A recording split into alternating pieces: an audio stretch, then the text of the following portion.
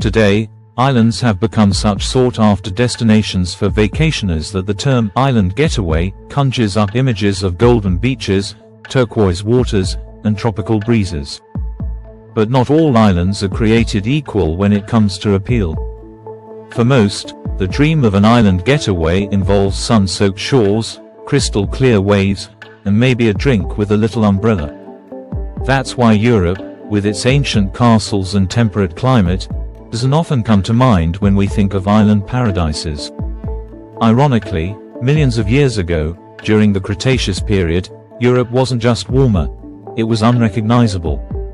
Picture this: a vast archipelago of islands surrounded by a shallow, tropical sea. These weren't your average islands, though. Sure, some were quiet and idyllic, but a few were the stuff of nightmares. Welcome to Hatzeg Island, the most terrifying vacation destination in prehistoric Europe. Unlike the serene getaways we picture today, Hatzeg was a land where nightmares came to life. And no, it wasn't because of the dinosaurs, although they were there. This was one of the only places in the world where dinosaurs weren't the apex predators. Let that sink in. On Hatzeg, dinosaurs were the prey. But where exactly was this lost island? Hatzeg Island no longer graces any map.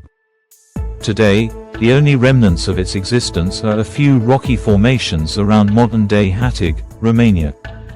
But during the late Cretaceous, between 90 and 66 million years ago, Hatzeg Island was a sprawling landmass covering about 80,000 square kilometers, roughly the size of Hispaniola, the island that's home to Haiti and the Dominican Republic.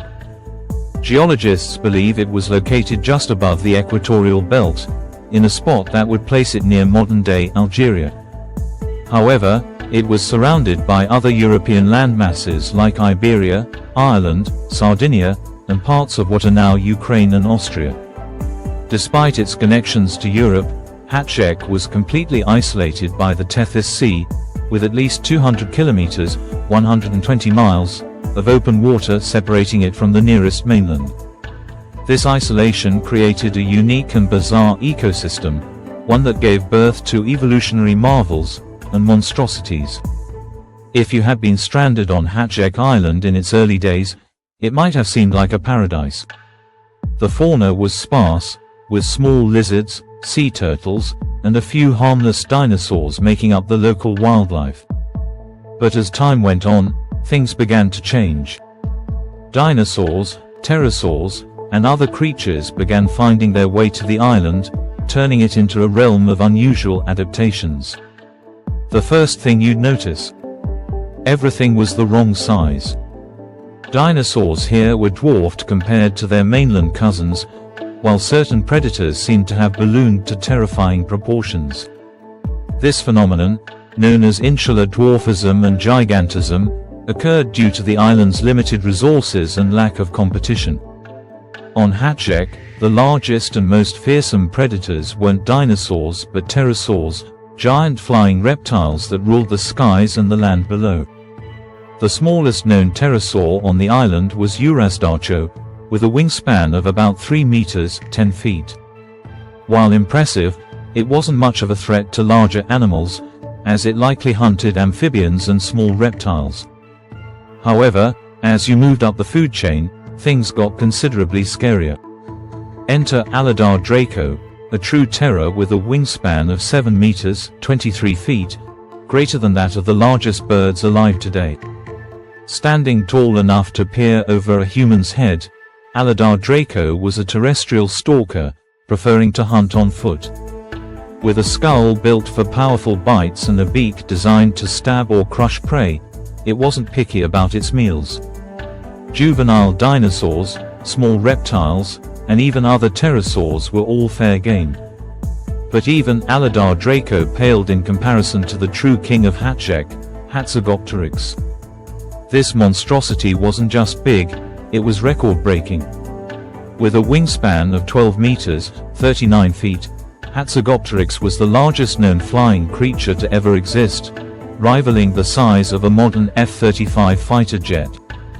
On the ground, it stood taller than a giraffe, with a head that measured 2.5 meters, 8 feet, long, the length of a horse. Its beak wasn't just sharp, it was reinforced by ligaments and muscles that allowed it to deliver devastating blows. This wasn't a creature that nibbled on its prey. It skewered, crushed, and devoured with terrifying efficiency. Paleontologists believe Hatzegopteryx could deliver strikes with enough force to penetrate flesh and bone, turning even the island's largest dinosaurs into meals. Its neck was built to withstand incredible stress, suggesting it often used its beak as a bludgeoning weapon. In short, if you ever found yourself on Hatzeg Island, Hatzegopteryx would be the last thing you'd want to see. But pterosaurs weren't your only worry. Hatzeg Island was also home to a menagerie of other predators, including terrifying crocodile-like creatures.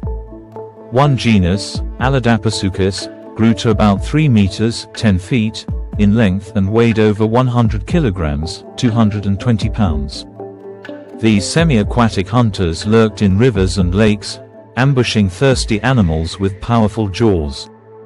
Unlike modern crocodiles, they had relatively long legs, suggesting they could move on land more effectively, so nowhere was safe.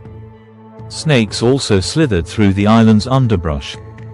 While most were relatively small, the largest could rival modern boas, adding yet another layer of danger to this already perilous place.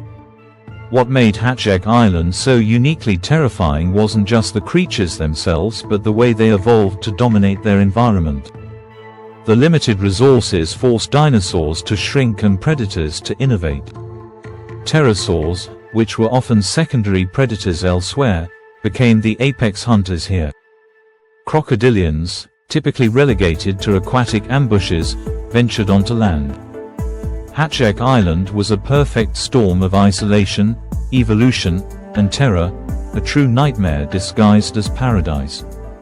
Today, the remnants of its unique ecosystem are locked away in fossils, a haunting reminder of a world where even dinosaurs weren't safe. So, next time you dream of an island getaway, be grateful for the modern beaches and fruity cocktails. Because if Hatzeg Island was still around, it would be the last place you'd want to visit.